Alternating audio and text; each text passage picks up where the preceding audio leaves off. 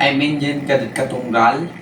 I will discuss about the application of Unclos of the maritime claims of the claimants to the South China Sea. So before we start discussion, let's talk about the summary of the application of Unclos to the South China Sea. Remains a complex issue while Unclos provides a framework for solving maritime dispute. Differing interpretation and conflicting claims continue to pose challenges. So let's start the discussion. The United Nations Convention on the Law of the Sea, Unclos, is a crucial framework for governing maritime activities, including territorial claims, resources, exploitation, and navigation. However, its application to the South China Sea has been a source of contention as a various claimants interpret its provision differently. So next is Unclos and the South China Sea dispute.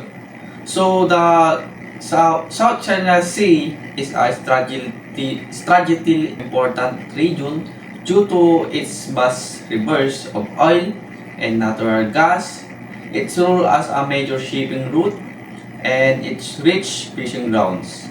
Several countries including China, Vietnam, the Philippines, Malaysia, Brunei, and Taiwan have overlapping claims to islands and waters within the sea.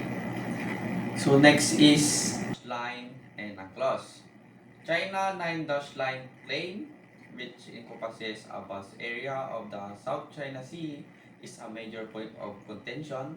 This claim is based on historical rights and is not recognized by UNCLOS.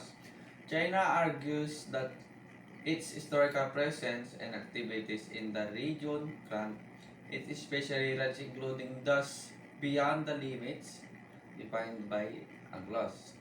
However, UNCLOS explicitly states that the exclusive economic zone or EEZ and continental shelf regimes supersede any historical claims. So let's proceed to the next discussion about UNCLOS provision and conflicting claims. UNCLOS establishes specific maritime zones including territorial waters, EEZ, and continental shelves. These zones are defined based on distance from the country coastline and are subject to specific rights and obligation. So there are three obligation and rights. So first is territorial waters. Territorial waters extend 12 nautical miles from country baseline and are subject to full sovereignty. So next is EEZ, extend 200 nautical miles from the country baseline and grant coastal states exclusive rights to explore and exploit natural resources. So third is continental shelf, extend beyond the EEZ to our outer limits of the natural of a country landmass. Coastal states have exclusive rights to explore and exploit resources on the continental shelves. The claimants to the South China Sea have a different interpretation of this provision, leading overlapping claims and dispute. So, for example, the China 9-line claim overlaps with the EEZ of Vietnam, the Philippines, and other countries. So, the next is the rule of the Permanent Court of Arbitration. In 2016, the Permanent Court of Arbitration or PCA ruled against the China's 9-line claim in a case brought by the Philippines.